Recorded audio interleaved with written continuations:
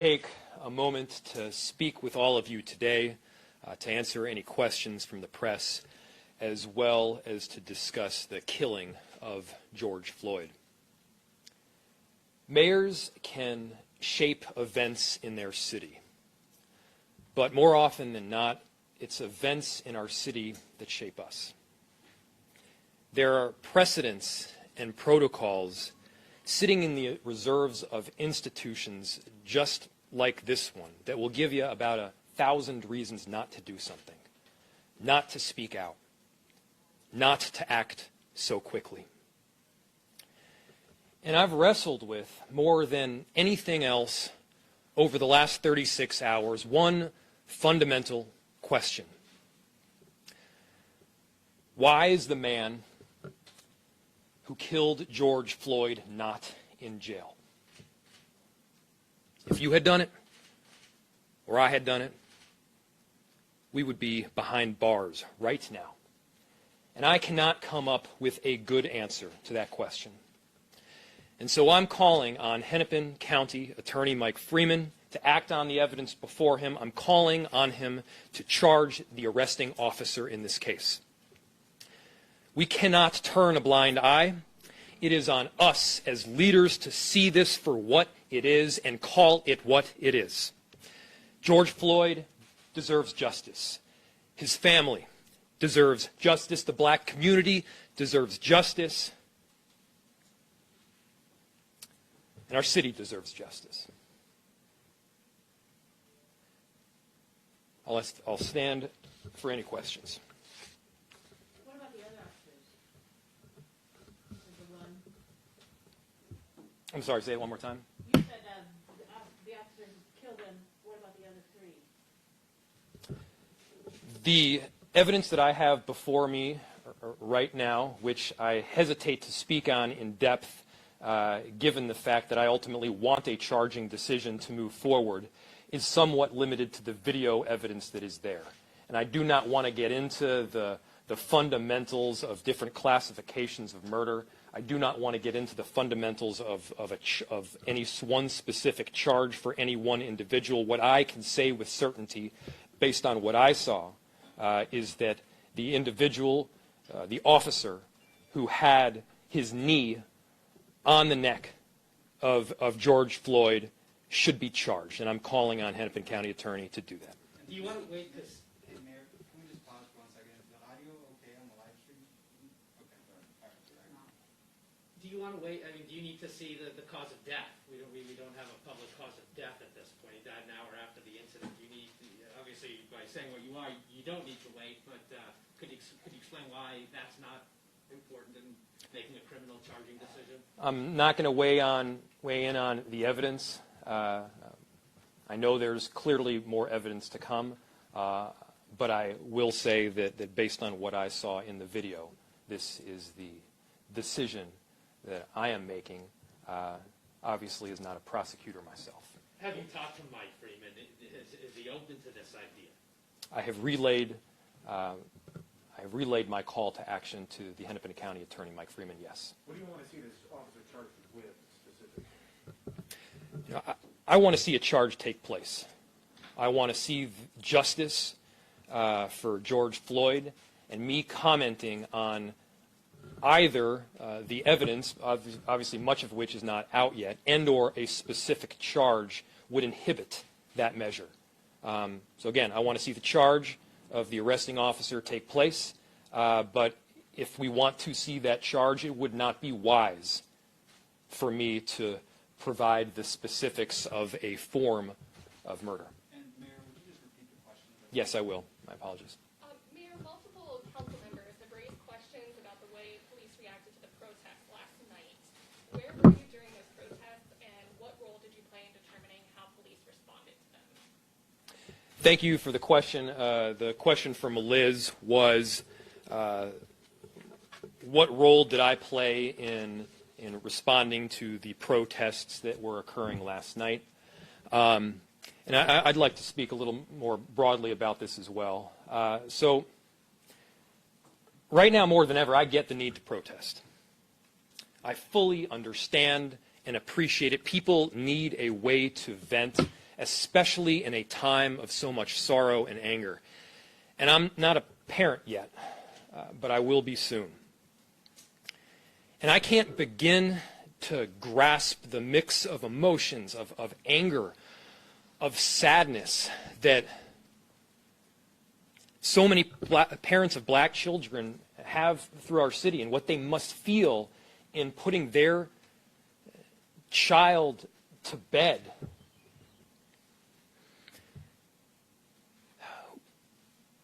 Without knowing what cards they will be dealt and not knowing how their safety might be put at risk.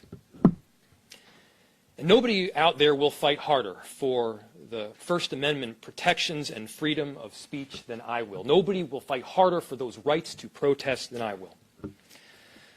But those rights, they must stop when others' public safety are put at risk. The cars and the buildings that were broken or broken into in some form had live guns and ammo in them. And I spoke with our Chief Arredondo last night, who is an exceptional leader in our black community and known as an exceptional chief nationwide. And he told me that he could not run the risk of one tragedy leading to another. Our chief made the decision, and I support our chief. I trust his judgment. And there's an inherent tension, there's an inherent problem in this world of sound bites, where those who are protesting peacefully get lumped in with those that are not, where those who are policing compassionately get lumped in with those who are not. And by the way, I want to commend the 99% of protesters that were there last night doing so in a peaceful manner. And we need to be straightforward. We need to be straightforward and honest with people 100% of the time. We need to continue to be calling on our better angels, especially during this time where one crisis is sandwiched in on another. I'm committed to doing that. Next question.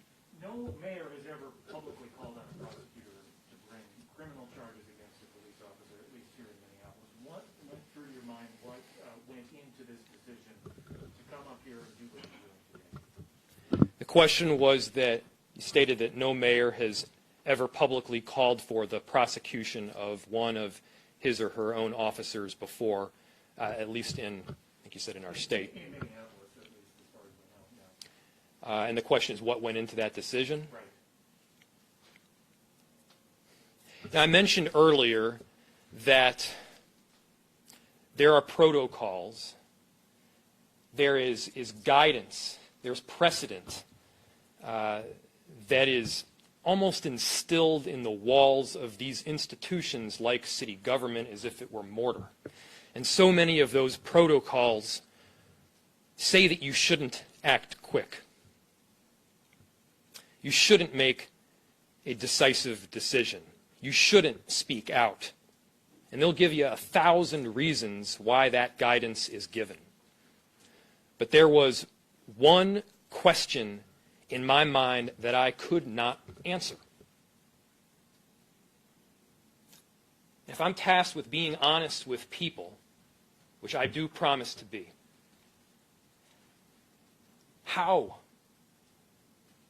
could I argue? How could I not speak out when an offense took place that you or I or many other people through our city would have been behind bars if they did? Yet this particular individual, this officer, was not.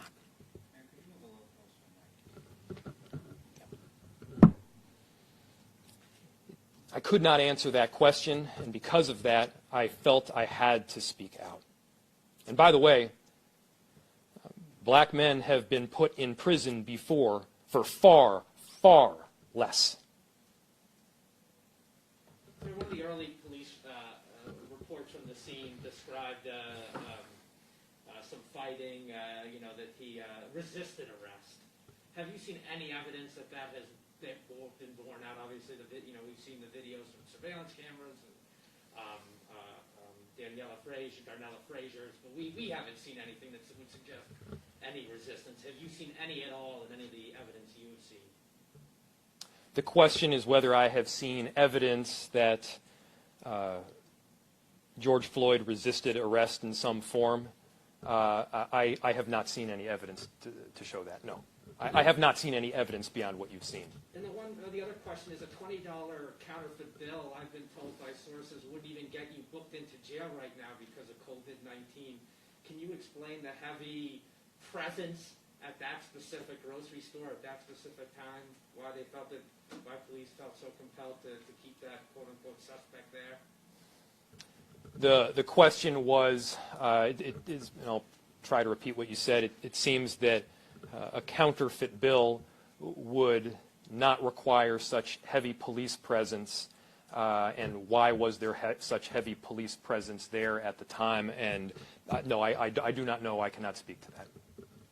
When can we expect to see the body camera footage from the officers who were involved? When will that be released publicly? I'd like to release it as soon as is possible, while not compromising the investigation, but more importantly, the charge that I do hope will come forward.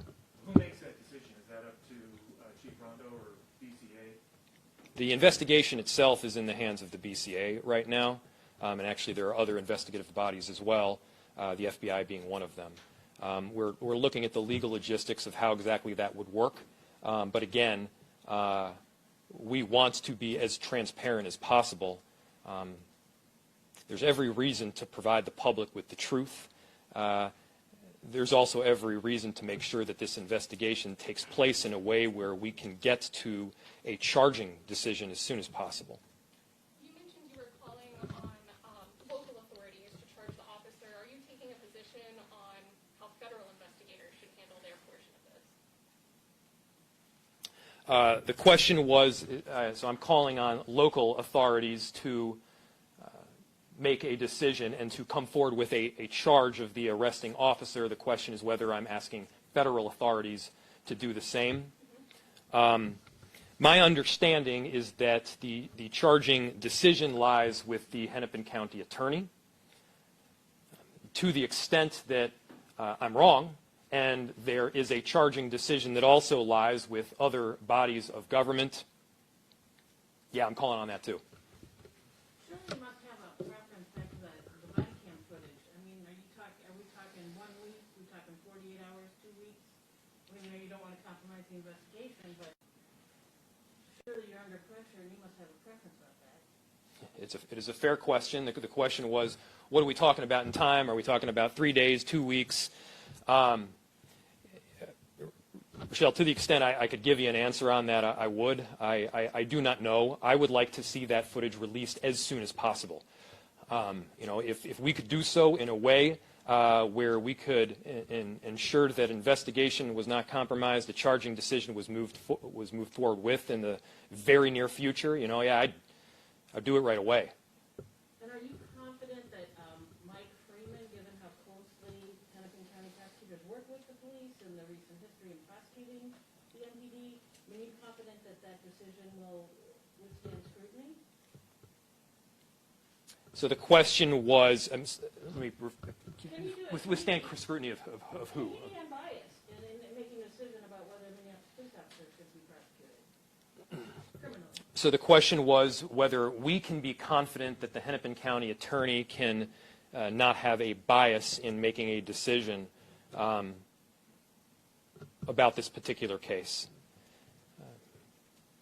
I think we've seen a very long history in this country of charging decisions being made that did not do justice to the victims, especially when the potential charging decision was against a law enforcement individual, and even more so when that law enforcement officer was white and the victim was black.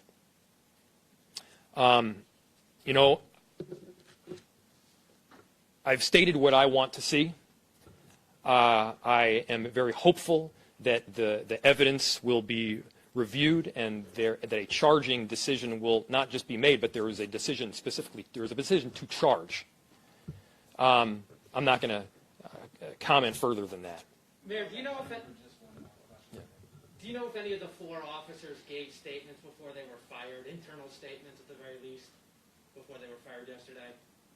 I do not. Can you elaborate a little bit more on how you made your decision that this man should be charged? I mean, was there something, is it something that's in the public domain that you saw? Is it something that everyone's seen, or do you have privy more information than we have? Sure. I'll give it to you straight up. So the question was, can I elaborate a little bit more on my belief that the arresting officer should be charged? And yes, we watched for 5 whole excruciating minutes as a white officer firmly pressed his knee into the neck of an unarmed, handcuffed black man. I saw no threat. I saw nothing that would signal that this kind of force was necessary. By the way, that particular technique that was used is not authorized by the MPD. It is not something that officers are trained in on, and should not be used, period. And so, in so many of these horrible instances in which law enforcement tragically kills a member of our community, we are talking about split-second decisions.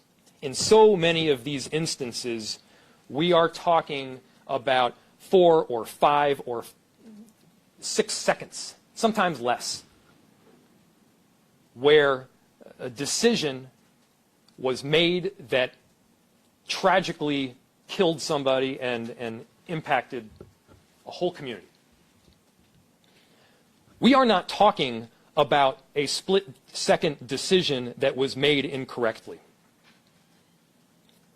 There's somewhere around 300 seconds in those 5 minutes, every one of which the officer could have turned back, every second of which he could have removed his knee from George Floyd's neck, every one of which he could have listened to community around him clearly saying that he needed to stop. Every one of which you heard George Floyd himself articulating the pain he was feeling, an inability to breathe.